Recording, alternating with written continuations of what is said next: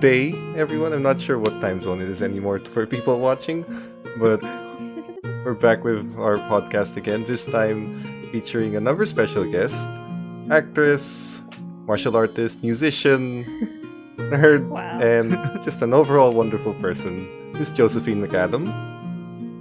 Thank I- you. I still Thanks wish- for having me. Oh, absolutely. Thanks for agreeing. I still wish I had a soundboard to do the whole cheering sounds. But B-Day. so, most people, I believe, in our community would either know you from some of the movies you've been in, or more likely from Vampire the Masquerade, where you play Eva. Big fans, by the way. So, Thank you. we want to kick off the same way we do with most of our guests, is asking you about your earliest experience with tabletop, and what was your first game, what was it like, has it affected you in any way growing up, or in the Oh, few years you've been definitely. playing? I started playing when I was 5 or 6 years old. My dad would DM for my brother and I in Dungeons and Dragons, so I was very, very lucky. It was such a great experience because, you always want your DM to be caring and engaged and wanting you to have fun, and of course your parent is like the perfect person for that, so he was constantly, challenging us, putting in puzzles, and it was just, I'll never have as good of a DM as my dad, obviously. But it was wonderful, and I was hooked ever since. And even when I was a child, I loved playing pretend. I guess all children do, but I wanted to be an actress from when I could talk. Like, I always wanted to perform for people. So this is just another way for me to be able to do that with my family. And I love being able to share in make believe with friends too. And I don't know, I feel like I get to make believe like all the time, and I'm very thankful for it. I think I played it through childhood, and then we moved a lot when I was growing up, and so at some point we stopped playing. I think my brother lost interest probably, and I think it wasn't until high school where I finally convinced my friends. It was my request for my 18th birthday that they all sit down and play D&D with me. So I finally got them all to sit down. We had such an amazing time, and since then I've gotten them to continue playing, and I had games here and there as we went. That was in Texas, because I was in Austin before LA. And Ooh, Texas. yeah, and now I have a game that we play Monday nights. Actually, we'll be playing later tonight, and yeah, my parents have been asking me to DM them. I started a which one is it? What's the one that's in Waterdeep? There's a Lords new of one that's Waterdeep? in Waterdeep. Well, it's not Lord, because that's the board game. We do play that too. My parents are big gamers as well.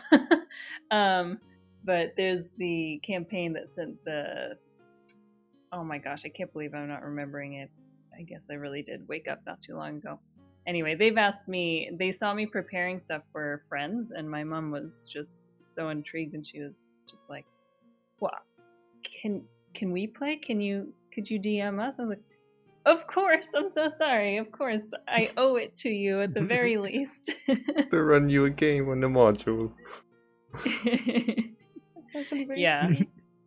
Wonderful. So most of my tabletop gaming has been with D&D, but LAbyNight was my first introduction to Vampire.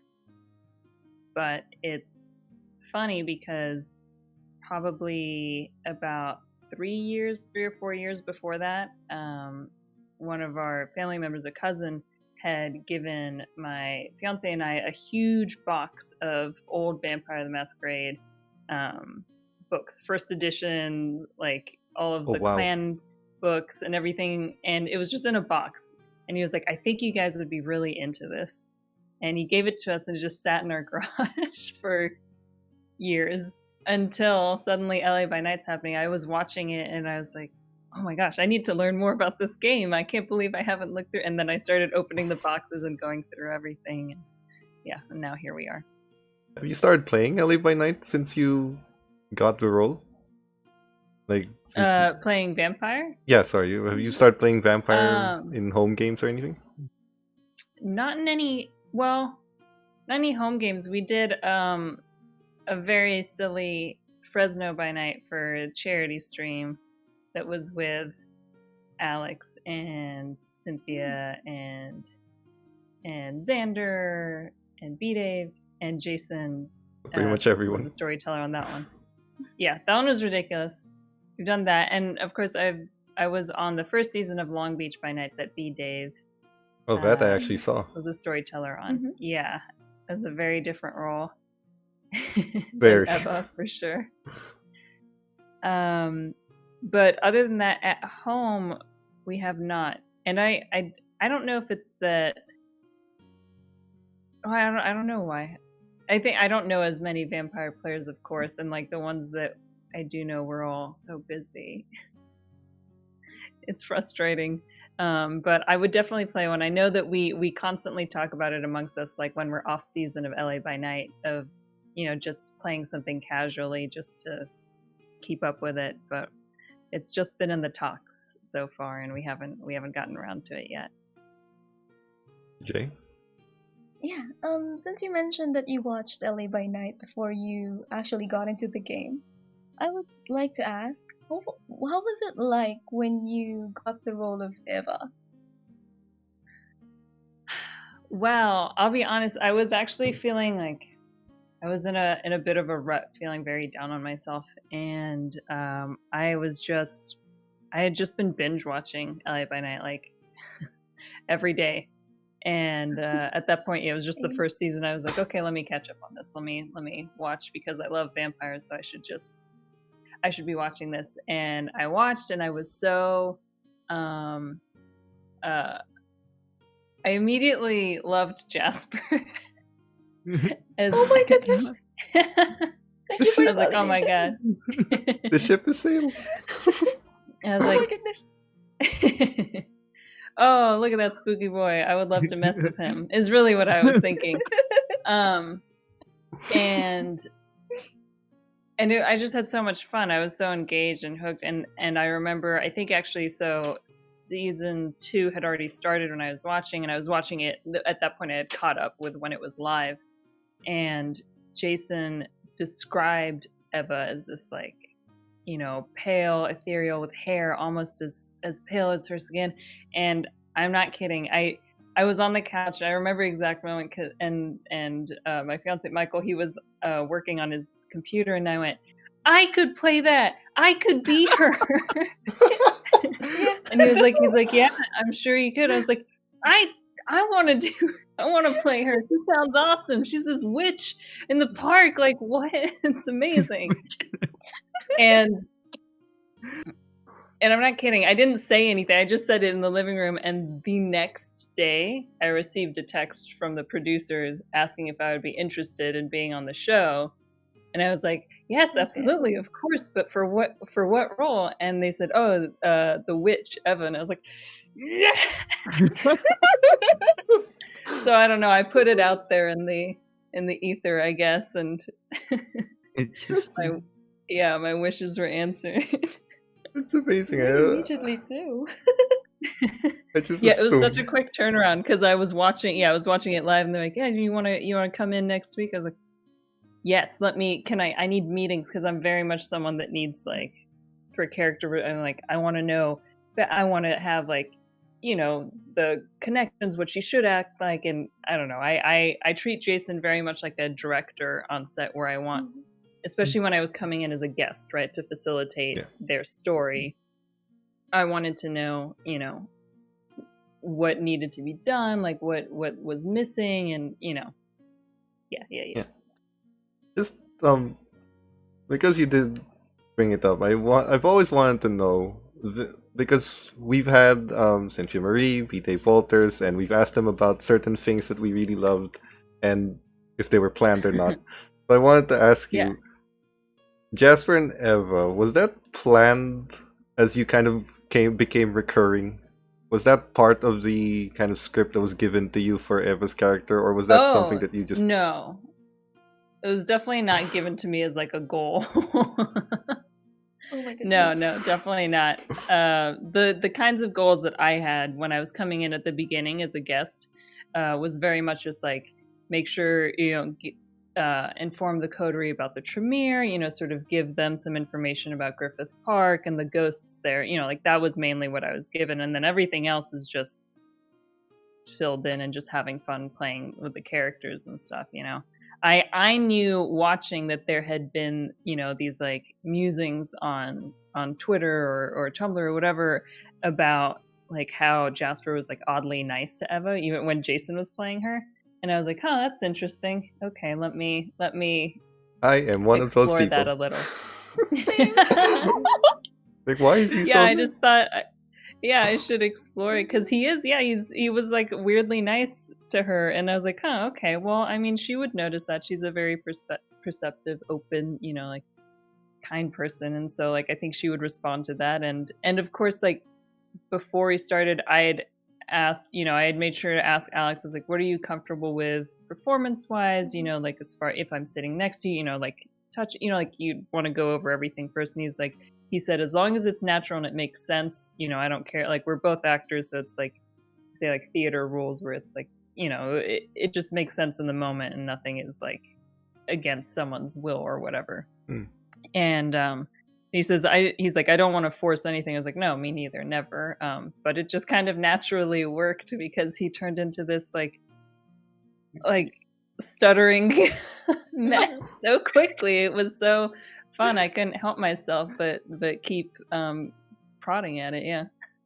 I think Dave called him a labradoodle after finding his hidden stash of hoodies. Yeah. I'm actually really happy to know that wasn't planned. I'm very happy. No, yeah. I will say one of the biggest shippers of them all though is Jason Carl. Absolutely. Oh, seriously? Really? Oh my goodness. I think so. That's it's my opinion, obviously, but like anytime he reacts with it, he's just so I can see it. He likes the romance stories, and he's just as excited about Really? Eva and Jasper's relationship. Yeah. I already love every bit of this talk right now. Knowing that has made my night.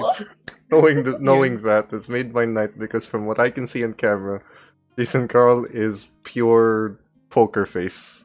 So wait. Oh, I don't pick up on the small. So good at that poker face. He's so No. good at it.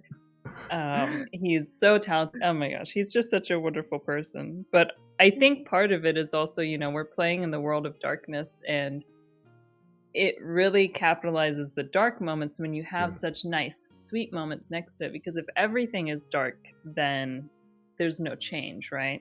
You have to have something good to have it have meaning when it's taken away or whatever. So, anything good that's happening is just fuel for Jason to destroy. Oh my So, god. watch out, I guess.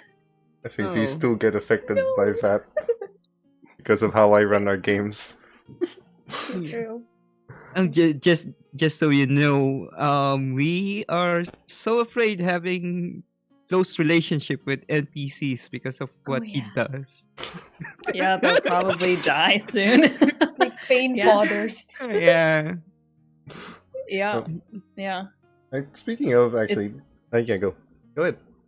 Okay. Oh no, I was just gonna say when you talk about planning, like I think everyone when we're playing, right? No matter if it's a home game or a show, it's still the same where you're like, oh, I hope my character, I wonder if I can get to do this, or like I kind of want to go this way. And it's so interesting because every season I feel like my ideas have completely drastically changed as we're playing, and even Alex and I talk a lot because theoretically Jasper and Eva are spending a lot of time together, and just like, what if we do this, and then like suddenly like we just have a different opinion, but we usually tend to be on the same path, which is great. We just get along very well as friends too. So we like the same thing, so it's easier to play off of each other and read each other well, because you always, especially with a relationship like that, you want to be careful, not to make anyone uncomfortable. But yeah, being able to read one another makes that a lot easier. It definitely translates on screen because, especially me and Jay, we're big shippers. Yeah. It's so precious. DJ, I think you wanted to ask. Oh yeah. Do you think how important it is for you to talk Jason about your character? I mean, the things that are being done in game. I mean, preparing about it. How important it is. For me, it's very important for me to know. If I think back, not so long, I should have grabbed my notes. I still have my notes from some of our first meetings. The things that I asked was just more about her temperament, how she reacts when she's under pressure, and the things that I asked about was like, has she killed anyone before? All of these things, like I really want to know where she was coming from, and of course how old she is and how much time she's been alone, and those are the things I think that really influence like how she's going to act in the current, in current state. But that was just when I thought I was coming in for one show. So I just asked basically that, like sort of how she reacts, at a base level, and just so I could carry her well, and then just, learned a little bit about the Tremere and like what she would have come from, in the chantries and that kind of treatment. And at the beginning, we already knew that she was coming from a very harsh, not a good experience. We already knew that. So like I knew that she was very into freedom, very much a like peace-loving hippie, and that was enough to go off of for a first episode. And of course, I was extremely nervous because I had pages of information that I was trying to provide for the players, about the ghosts of Griffith Park and whatever else they needed. And so it was just so much pressure, especially having had zero lore about vampire before that, So I was so nervous, and you can tell when you watch the first episodes. I'm like, but at the same time, I feel like Eva would be a little shyer at first before she knows like that people are going to be before she can see their character a bit more. And as she sees more negative tendencies in their characters, like she has become more closed off to certain characters versus others. Yeah. I was about to say that your nervousness didn't seem like it, or it seemed pretty natural to blend into it. So that's good. And then, so after that, once I started getting asked back for when it was, we'd like you to come back for another episode, and I was like, okay, well, let's develop it a little more. And I think the second time because I didn't have a character sheet or anything either, right? I had a printout that just listed some powers. I don't know how they work. I just was like, this sounds great. Let's do that, But the second time, I think we sort of developed a connection to Strauss, and because I had like looked up information and sort of built a little more of her backstory when she was embraced and things like that. And then I think it wasn't until season 3 that I finally got a character sheet. Is that right? Yeah. I got a character sheet for season 3. And your own dice. And my own dice and everything, yeah. That's right. There was also the epilogue in season 2. That was real intense. That was great. I think we did a lot of development there. And also, I had asked about, because I had done a lot of research, and I had asked about whether there was a ritual or a spell or something that could break bonds, because that was something I was already thinking about with Eva very early on, because I think it, servitude and having your free will is very important to her, as she's made very obvious. So it was definitely something I was asking Jason about early on, and I think that got the gears turning in his head too for ideas for what he could have happen. So he's like, let me see, let me find something. And we found like an old ritual from, I don't even know what edition it's from. But a lot of your powers seem to come from older editions, actually. Yeah. They're a bit all over the place. Jason is so kind because he lets me sort of look around, and he always said from the beginning, presumably with Tremere, you could always discover new things or develop your own spells or whatever else. And he knows that I will do so. He trusts me, which I really am thankful for, to only do so to serve the story and not not just because, you know, everything I do like has a reason. And Like frying the La so Sombra. after the epilogue, that's when he knew, he's like, you're going to be coming back in season 3, so let's make you a character sheet. And we like got together and actually made it. He walked me through the book, and we made the sheet. I learned some more stuff, and yeah. I'm trying to think. I have to when I'm talking about this, I'm trying to be careful. I'm like making sure it's already been said in the show, so I don't accidentally say Spoilers. something. Yeah, I'm like, because we know that Eva escaped a chantry and took some books, right? Like that we've said Yes. that. Yeah. So that's Yeah. why we introduced having some of the older spells and things that she has at her disposal. But yeah, I think season 3, whenever we did all that, is also when I, you know, created backstory with Katya and exactly what happened. And I have like, you know, 2,000 words written about like from when she was, before she was embraced up until she got to LA. Oh, so that was all you. The relationship with Katya, all of it. Oh, dang. Oh, Yeah, Jason gave me free reign. He's a wonderful, wonderful man. I legitimately lost it when you just said Zeus's Fury, because Jay and DJ here That was were new to VTM. I introduced them to Yeah. V5, so they don't know the older games that I used to play. It's like when the moment you just said Zeus's Fury, it's like, wait, what? What's going on? It's like, Yeah. Well, I That's always great, though. knew.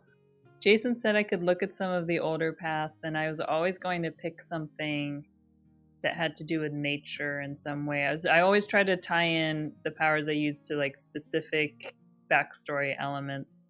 And like I said, she's very much a child of the 60s, and just like, yeah. And so a lot of them, like it was hard to translate them, hard to find a way, you know, to sort of like adapt them to V5 rules as well. And so there was a bit of that, and just finding a use for them, because I also like, was it the green path with all the plants and everything, but it's so specific to being outside, and you know, we're not outside that often, so it would have been like, you know, very situational. And I wanted it to be able to come up in the story. And Zeus's Fury made sense for something that would be hidden away, you know, that shouldn't have been accessed to. And I think because she has this really wonderful memory at Woodstock, basically, you know, when there were thunderstorms that hit, and like that's why she loves the rain, and she loves it because that was like one of her most favorite days ever. And so it just like means a lot to her, and it just it's like this fight between, you know, using something as terrible and powerful as Zeus's Fury, but also being reminded of those memories and who she used to be, fighting each other basically. it's a beautiful scene. It is. Jake? I would like to ask, what is Eva's relationship with the coterie? Or how would you describe it? Well, Or how would you describe your relationship with the coterie? I would say that they still, it's different for each one of them, right? The coterie as a whole is very much something that affects Jasper, so she is interested.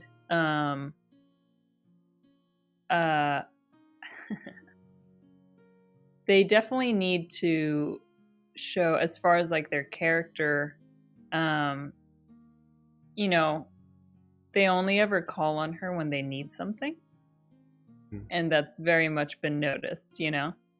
So I feel like that's what it's most colored by, is that, you know, there are some NPCs that they just like check in on, but like Eva's never really been that. They usually call on her when they need specifically help with some huge problem that they have involved other people in and have people at risk, you know, and so she's constantly trying to help with that. But that's that's how she sort of views the coterie now. The individual people she's got different relationships with. I think she pities and feels for Annabelle. I think that she very much could have been in a similar position when she was younger. Had similar ideals for sure. But I think she feels for her and what she's going through. I think in this most recent season, you can see that her relationship with Victor is getting a little strained as, the mind control thing, like really was a trigger for her of, something in the past, who knows what. And obviously doesn't sit well with her, and we see her unraveling like ever since that moment. Sort of just brought this fear and paranoia back to her. And then Nellie, I think she out of the three, she seems to be connecting a little more with Nellie.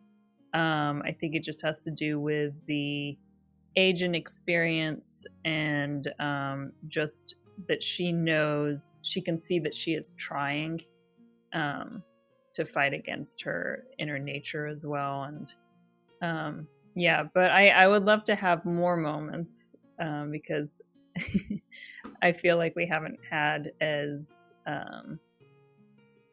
we haven't gotten to have as many scenes. Like, I have so many scenes with Jasper, and Jasper's great, but I would love to have some scenes with the rest of the coterie as well. Funny you mentioned the mind control thing, because when we had V-Day Walters on, I can only imagine what he said. I just asked him, because his Victor was like, I did the right thing, I saved all of you, you're welcome. And then I asked, was that the character, was that you? And before I even finished the quest, he just said, oh, that was completely me. That was all me. It's like, you're welcome, I saved your life. So Okay. I want to ask you, I have a lot of thoughts.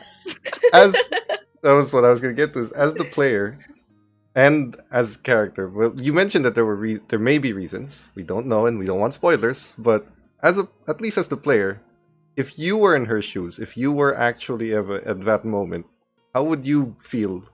You as a person, how would you feel if that was the case? But she's extremely upset. Like that. I mean, you got to see her reaction to it.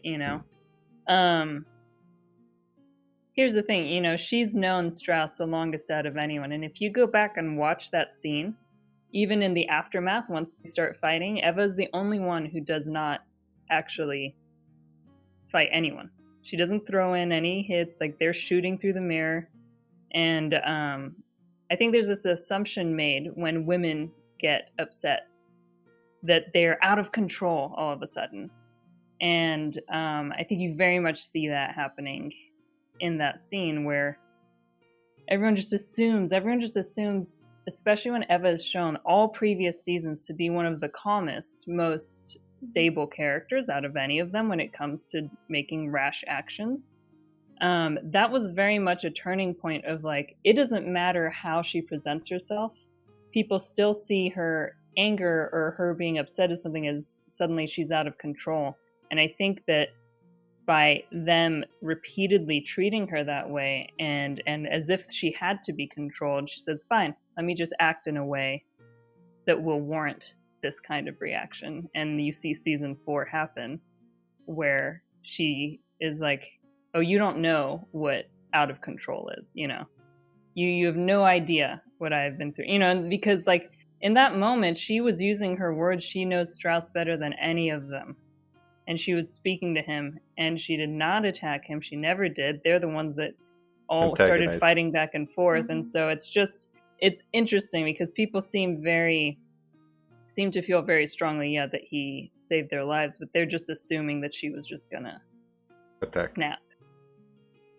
They made the assumption that she was gonna snap, and that assumption led to her actually becoming that way. You have an expectation of someone for so long. If you keep telling someone this is what's going to happen to you, this is what you are, repeatedly, a lot of people tend to fall into line with that when it's just all that they hear and all that they're treated like. I just love the expression on your face when I told you what V. Walters told us. Like, I already knew. I already knew.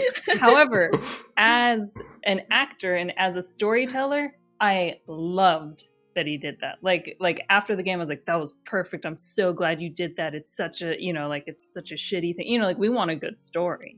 So I was very happy that he did that as a performer, fellow storyteller. It's good for the show. Even though technically it didn't need to happen.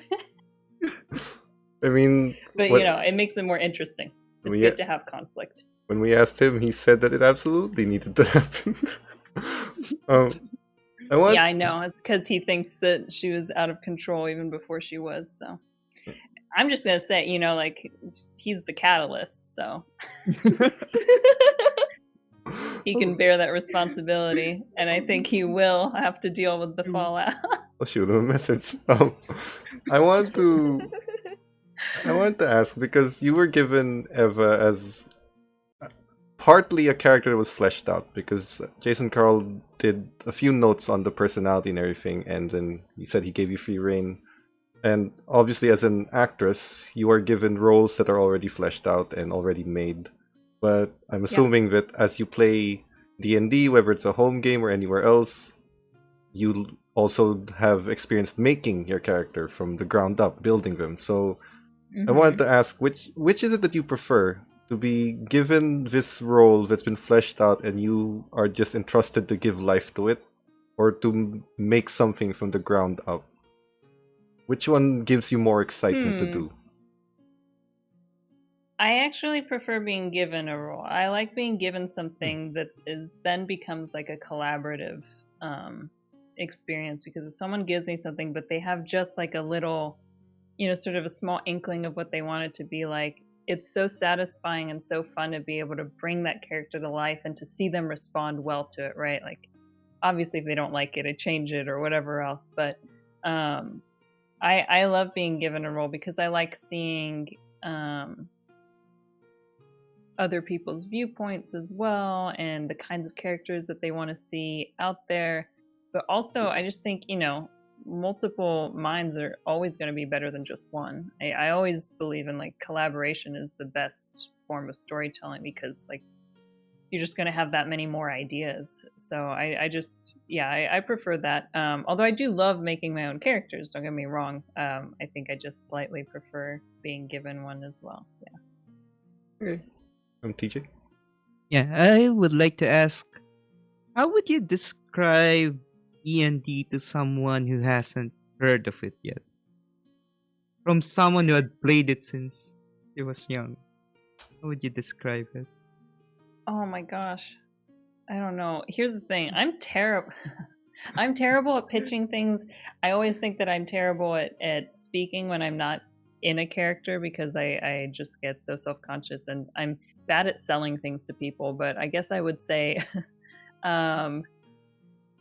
you just get to make believe and go on adventures and solve puzzles with your friends, and you have no idea where the story is going to go, and it's just a way to escape this world for a little bit and explore something new that you might not be able to in real life.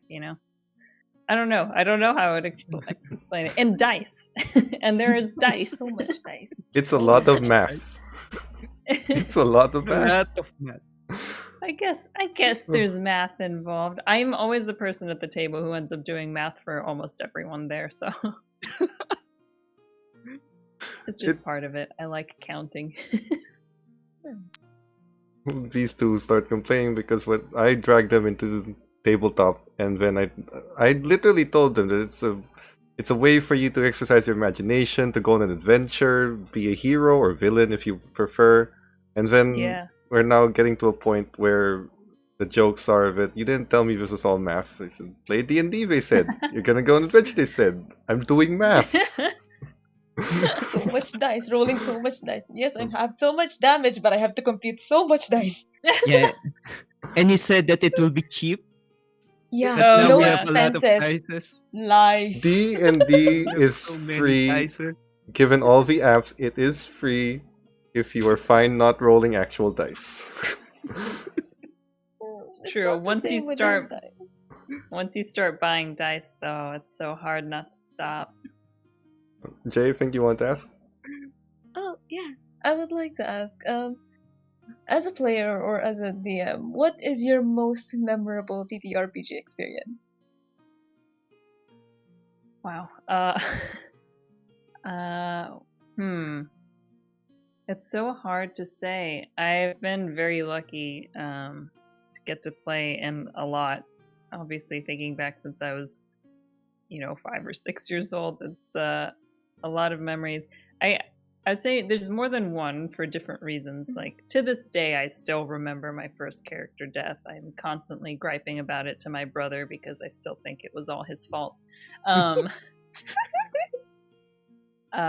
I still have an aversion to displacer beasts because of it. Oh my I was God. playing a rogue, Lida the rogue. It was just one of the pre-mades in the box set, and I was so obsessed with her. I just wanted to be a little rogue as well, and we were doing so well, and I was solving puzzles. We were getting through the dungeon, pulling levers, and whatever else, and we, looked inside the room with a mirror, and we saw that this is here, and my brother was playing like a warrior. I forget what it was like. It might have been a paladin, but I don't remember if paladins were a thing then. It was like a cleric warrior, basically. And he definitely should have gone in first, but instead he was like, "No, you should go," and he like pushed me forward, and I ended up dying. Oh my And I was so mad. I'm still mad. How many years has it been? Like many, like at least. Now I'm doing that. I don't know how old I was whenever we finally stopped, but it's like just under 20 years or something. Well, if It you was run, a long time ago. you run for your parents, you should invite him and then introduce him to some of the newer, more disturbing monsters like the Ropers, or Right, I know. Oh And my god. maybe get some revenge after all these years. so I still remember that. I think everyone usually remembers like their first character death, especially if it's of a character they've been playing for a while. And actually, I wonder if that's why we stopped playing, because I was just so upset. It might have been we stopped playing for a while. But then more recently, some of the best memories have just been I love the relationships and the story that we've been able to explore in LAbyNight. So a lot of those have been amazing. I mean, I love season 3, episode 2, when it's the one, the Labyrinth date. Like, I just loved getting to play with Alex in that way. Like, it was just like back and forth, and just getting, like, it was such a fun experience from an acting perspective of just going with it. It just felt so like right, and like the pacing was good, and we just had fun with it, and like it was such a we were totally vulnerable and gave each other that trust, and that feels so great when you can do that and it's returned. And just, I think like you get some of the best role-playing moments when you just trust one another and go with whatever the other's suggesting. It's one of the rules of improv, right? It's just yes and moving forward. And so that was really amazing, that one. And I love the moment that Nellie and Eva shared when she, because Eva's noticed for a while that Nellie, treats the coterie like her, almost like her children, like her family. And she knows, based off her own experiences as well, Eva, that like there's that loss of not being able to have children, and just like connecting with Nellie in that way when she told her she would have made a great mother was that was something I had been wanting to talk to Nellie for a while about, actually. Before that episode, I had just hadn't gotten an opportunity to really talk to her about it, and when it presented itself, I was, she was being very caring and like reaching out to Eva, and so I was like, oh, this is perfect. Otherwise, we have this really silly home game of D&D that we started as a one-off because we just wanted to play a Halloween game. So we made ridiculous characters that are all stereotypes. Like we have someone who is a like total asshole, evil, chaotic goblin wizard who transforms into this really dopey, really nice barbarian orc, half orc. And so it's like reverse Dr. Jekyll, Mr. Hyde. Yes. Yeah. And so we'll meet him as one, and then like there's a trigger, like if we mention magic, he turns back into the goblin and he just like gets so upset. And then I'm playing this like goth tabaxi druid who thinks she's an energy vampire and like dyes all of her fur black. And we're playing the Ravenloft campaign, and she and someone else who's basically playing Van Helsing, who's got like a crossbow and a whip, they declare themselves as monster hunters, but they're just really into everything spooky. So they're the only ones that willingly went into where is Ravenloft? It is That's a Barovia. Barovia. Yeah. It's there Barovia. we go. It's been a while since we played. Strahd. And so they like willingly went. They're like, yeah, we want to go. We want to see all the spooky things, and they're just like into every horrific thing that happens. They're just like very excited about. And then our other player is literally like a Teenage Mutant Ninja Turtle. He is a turtle following the path of the shadow or something. He's a monk, and he's got Kama, and he's from Waterdeep. But he talks about the big city and having like eating pizza, and it's just such a ridiculous game that we did as a one-off, and we had so much fun just completely in this terrible setting of like horrific things, just like being so silly about it. And we just kept playing it since. It's been a while, just with the quarantine and everything, we haven't gotten together, but I look forward to when we can. That one is just so silly. It's nice to just have like a completely ridiculous setup for things sometimes. I'm so glad that some people found some comedy in Ravenloft and Strahd, because every time Strahd is mentioned to some people, every time you mention Strahd to some people, it just kind of triggers something bad in them. Flashbacks. We have so much fun. Like, she's so excited to meet Strahd because she's never met another vampire, and she wants to find her people because she's just convinced she's this energy vampire. Yeah, we have it's been really great. We have an inside joke in our group that Jay can't run the Strahd module. I can't run it for her because if I do, she's immediately going to join Strahd. So good. I am so weak to that art. He just fell in love with the new art. Oh. So beautiful. That's fair. I understand. Just a curious question is, how much because you've been playing since you were young, 5 or 6, how much has tabletop changed you as a person or molded you as a person, if it has at all? Like, what about it kind of affected your personality growing up? Interesting. It's kind of hard to say. Because I've been doing it so long, like I can't even imagine my life without having always been playing. It brought me to gaming in general, right? I started with tabletop RPGs, and then I just became such a big gamer. And I don't know, I moved a lot when I was growing up, different countries, and I think having something like gaming, it just immediately has something that brings people to you, and sort of like you get to engage. Even if you don't have a lot to talk about at first, you can like play a game together and then get to know one another a lot better. And I think that it was this great tool that I'd unknowingly like already practiced on like how to meet characters and how to talk to people and how to engage with others, in this like virtual, make-believe setting. And so that then when I was moving to a new country where I didn't know anyone, brand new, school, that it probably made my life a lot easier to just be able to be like, oh, okay, let me go meet some new characters now, and build my world here. And I know that I probably did that growing up, it was like when we moved, I probably sort of like tried on a different hat a little bit, of like who I wanted to be. And I can only imagine, I don't know, acting, RPG role playing, it's all the same for me. It's just a little exploration into someone else's point of view and all that.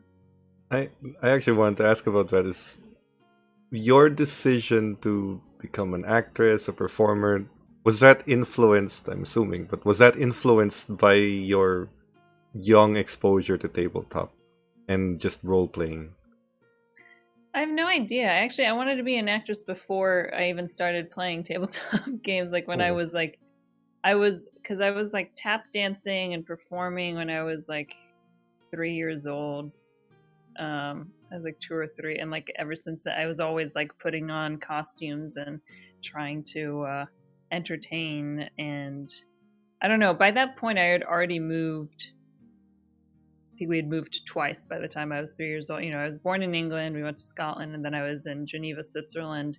And I was in an international school there where we're exposed to, it's kids from all over the world, and so it's like everyone was from a different culture. And I was just like, there's just so many different ways of life. I think being exposed to that so young, I think really influenced that. Like, there's so many different ways to do things in life. There's so many different ways to see things and to experience things and to interpret them based off of like how you were raised.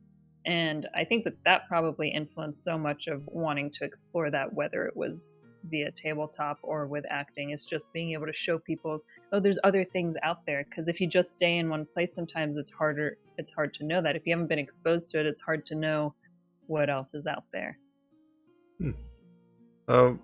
Here's another question regarding, because acting in tabletop. I was what was called a theater kid in high school, and one of the things that was told to me was, if you want to make it believable, you have to draw on something that's real. Like, you have to draw on an emotion that's real, that you've experienced, if I can. So that was sort of passive advice that was given to me. I want to ask, when you're in character, whether it's Eva or another role you have in your acting career, does that apply to you as well? Do you, like, for example, for Eva and going out, you mentioned going with Jasper, did you happen to draw on anything as an inspiration for certain, things that you do or say? It's interesting. I think that's like a specific, one acting technique. I tend to not pull on my own experiences because I don't want to feel like me when I'm performing as a character, right? I don't want to feel like me, like, because then I'd be just myself in that situation. And that's a different, like, that's more like Meisner or some method acting if you really get into it. Or actually, it's more like Meisner technique, because that is like pulling off of your experiences and putting yourself in those situations and what you would do and how you would react. And I tend to not do that. I like to just, it's kind of hard to explain. I'm not sure that's like a specific technique. And maybe it is more method, except that I don't like live in it for a week. But when I am there, I am no longer Josephine, like I am just Eva. And I think only in terms of her experiences and what she's been through. And I don't know, I think it's just employing a lot of empathy and just observation. I mean, so much of what Eva feels and plays like is not stuff that I've ever been close to feeling, so it's yeah, for me it's not so much that. For me, it's completely forgetting Josephine for like the hours that I am there. I completely like get rid of whatever I am thinking. I would like to ask, straying away from TTRPG for a moment. Yeah. You're playing as you've played in a lot of horror films, Yeah. from what we've known. I would like to ask if you're also a fan of horror, that you would venture that kind of field of genre of movies. Well, I do not watch any horror. Really? Not because I don't like it. I love the genre, as a whole. Like for me, my favorite types of films and movies are otherworldly, are not like based in reality necessarily, right? They're supernatural in some sense. They're an escape from this world. I just get too scared. I honestly do. I am so easily scared and so easily brought into someone else's experience that when I watch something, and this happens too, if something's really sad or really heavy, it will stay with me for like a week. And so like it kind of like will ruin my week. So I tend to not watch a lot of horror at all. But I'm happy to be in it, and I love that people consume it. And I mean, it's all around me. All of my closest friends really watch a lot of it. And I met my fiance at a haunted house because we both worked at haunted houses as actors, like 11 years ago now, 12 years ago. So no, I'm very mixed into the horror genre, but I don't watch it because I will just start crying. It's just it's not good. No one enjoys it. No one likes seeing me like actually that upset if I'm with friends. Like I just get so and I'm the same way with just like rides too. I don't do like any scary rides at amusement parks. I don't go on roller coasters. I went on this like the Pirates of the Caribbean ride at Disney, and I just started crying as soon as there was a drop. Oh my god. And there are all these kids with us too, and I was like, I can't help it. I like to allow my imagination to just sort of have no limits because it serves me in acting, but it totally messes up other aspects of my life, like when I am on a ride in the dark where I'm just like, my mind is immediately like elsewhere and I'm just terrified. This is so disorienting for me because we loved that video you did as an intro to the World of Darkness, and we know you from all these horror films, and then you just that intro stuck with me because you just said it so calmly and so with that voice that kind of it makes us think that you are this gothic horror chick, and then suddenly it's like, no, totally. I get it. It's so disorienting for me. It's like I legitimately thought that you were you were a horror queen or something. It's like, yeah, aesthetically, I love horror stuff, and I love gothic media in all different forms. But no, I can't watch it. But that doesn't mean I don't. What's funny is the way that I get myself not to be scared in a situation is that I pretend I'm another character. Once I'm in character, I don't get scared of things. So because I'm no longer me, like it's just this weird thing that I do. Because I used to get really scared on planes, like riding planes, and so like I just pretend, like whenever there's turbulence or whatever, I just pretend that I'm a fighter pilot in Star Wars, and then it's fine. I did that as a kid, so. Yeah, I do that as an adult, so. No, it's one of those things. As an actor, I want to be very vulnerable and very willing to let my emotions show. Because if you start like blocking that off or just like becoming very guarded as a person or unwilling to share those things, I think it makes it harder as an actor to be able to just tap into those emotions too and engage with someone else. So I try to just let myself feel what I'm going to feel, but sometimes it's just like it's a lot when it comes to certain media.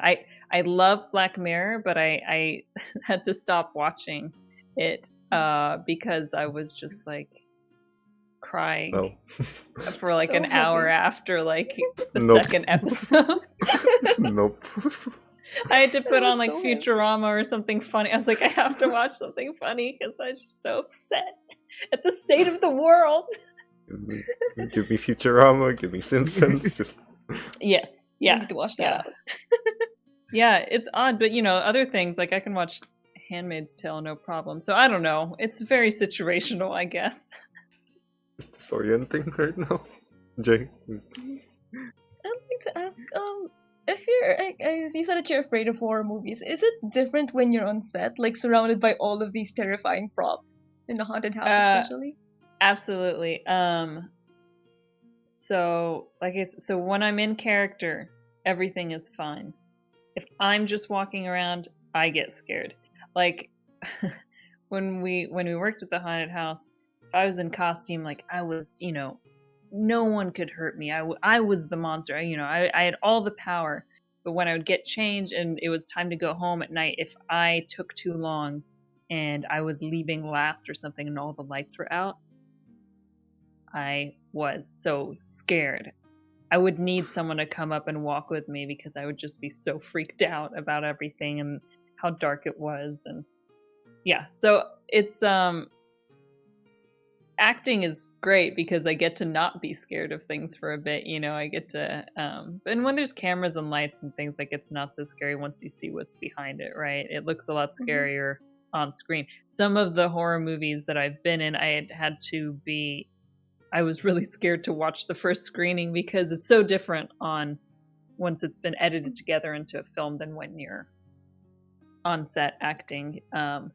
I was worried that I'd be too scared to watch the film. On your own premiere night.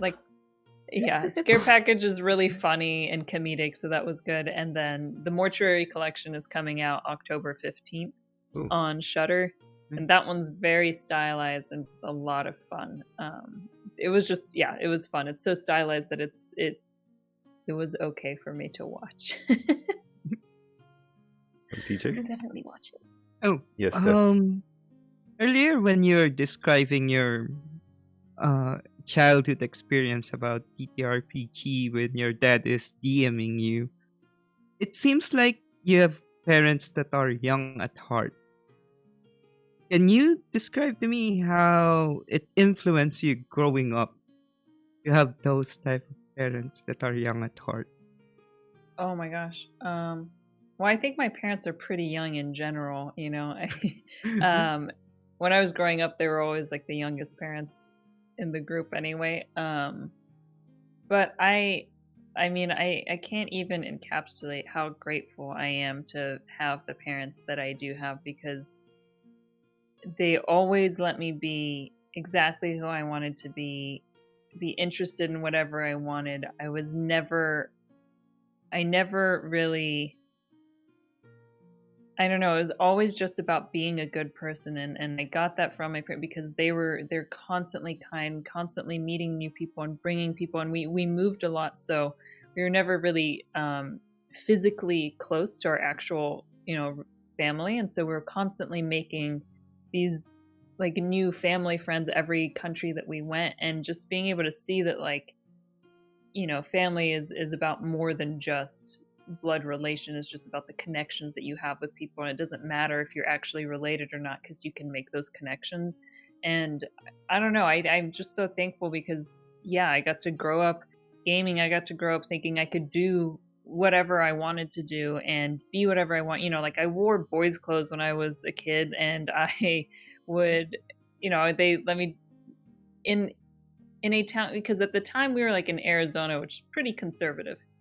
And they let me wear boys' clothes and do martial arts and hang out with the boys, and like they never limited me and never said anything about me playing video games or whatever else. As long as I was trying my best, that is what they always told me. As long as I'm trying my best, that's all they really usually cared about. And they were always, I don't know, I'm so grateful. And now we go, they're about like 50 minutes away from us now. And so we go down like every other weekend and spend the weekend with my parents, board gaming and watching whatever movies, and we just have a great time. I'm just so glad that they can be my friends, and my friends hang out with my parent. Like before they moved to be close to us, they were still in Austin, Texas, and we moved out here about to LA about 5 years ago, my fiance and I, and I would get photos from my parents of them hanging out with my friends. They're having like game nights and whatever else. And now, like, every weekend, my dad, like, now that he's here, he's doing, like, he's got like a dram club with two of my friends that are in Austin, where they're like FaceTiming, talking about whiskey, and it's just great. I am lucky, you know. My friends and my parents are very much my friends as well, and I don't know, yeah, forever thankful I just always had an amazing support system, and I know not everyone has that. So I don't think I could pursue acting or any of the things that if I didn't have such a strong support system around me. Yeah, it just makes me smile when you're talking about that. My parents are like that also. Like, for example, in breakfast earlier, my dad was asking me if I have watched the newest episode of One Piece already. I was like, Great. Dad, I still haven't seen Ace died. Spoilers for anyone watching who might be mad. Mhm. But I mean, it just makes me smile that we have. I remember those type of things when you're talking about it. Yeah, no, it's great. It's amazing. Yeah. It really is. Sorry, we're just a little over an hour that I promised, Oh, but just one last kind of question, bringing back to tabletops and your experiences and everything. You've probably played more than D&D now that you've, or has D&D really been kind of exclusively LAbyNight aside and VTM? Has D&D been an exclusive tabletop for you, or? Let me think. I've played. I mean, so I would also do the TBD RPG show on Geek and Sundry before. So that was using the Weave system, and I'm developing 2 RPG shows right now. One that will be It makes us happy. starting in October. I know this is brand new information. I haven't shared. I mean, people know I'm developing something, but they haven't heard. So that one has been using the Mothership RPG. It's a sci-fi horror RPG system. So we are going to be rolling that out in October. You're not and I'm leaving the very horror excited. genre, are you? You're not leaving No, I love playing in it. I love heavy emotional things. I like bringing light to those things too, right? Like, I like really sort of like any sort of emotion, you highlight it by showing its opposite as well. So I think you can have like really bright, wonderful characters in some of the darkest settings. So yeah, we're doing that, and then there's another one that I am doing with Jasmine Bueller, who's that bronze girl on Twitter and Twitch, and she's absolutely wonderful, and she is a big RPG player as well. She was on Relics and Rarities and Seattle by Night, and so we're doing a show together that's actually just the 2 of us. So we're using an RPG system that's made to have like no DM at all. So it's really interesting. That'll be closer to the end of the year, because we really have to. We've got a high production dreams in our mind. Like, we keep just thinking up, wilder and wilder ideas. Like, oh my gosh, okay. We'll see how much of it we pull off. I'm very excited for both of them. Yeah, I think it's gonna be fun. And if we're wrapping up, yes, this is wrapping up now. I heard, Jay, that your birthday's coming up. Goodness. Oh yeah. Why? Yep, it's coming up soon. So I just wanted to say happy birthday, Jay, and thank you so much for having me on the show as well. I'm so Thank you. Oh my goodness, of thank you so course. much. Nigel, why? You just made her entire Not year. while we're streaming. Oh. 2020 has just been forgiven now. Oh my It has goodness, been no! forgiven. Oh my god. We can forget 2020. How about that? We 2020 can is just- forget. It never But happened. 2020 has just been It's forgiven. 2021. Yeah, 2019, 2021. we're almost there. We're almost to Yeah, almost. 2021. You have just made her entire 2020. So thank you so much again, Thank you. Josephine. Thank you for Well, thank you for having me. Oh, thank you for y'all's being here. Yeah, it's been amazing. You're all so kind, so gracious. I mean, you were kind enough to give Yes. us a bit of your time. Thank you so much. I have most of your links, but if there's something that isn't public that you would like to, or something that you would like to advertise aside from your IMDb, Instagram, Twitter, something else, send it I over. guess Yeah. I'll just say again that just that Scare Package is out now on Shudder, and the Mortuary Collection will be out October 15th on Shudder. And I'm really excited. Definitely for going that to one. watch that. I actually did finish Scare Package a few days ago. That was I like silly that. and fun. I'm a huge that was horror fun. fan. That was fun. I'll send you the trailer for the Mortuary Collection because the teaser's out there. I don't know if you've seen I it haven't yet, but actually. I'll send Yes, you the please. trailer for it. Thank you again for being our guest, for giving us a bit of your time, for the birthday message to our co-host. Thank you so We much. are very much appreciative, and good day to people who are watching. I don't know what time zone you're all in, but have a good Thank day. you. Thank You you all again, have a very Josephine. good night. Thank you.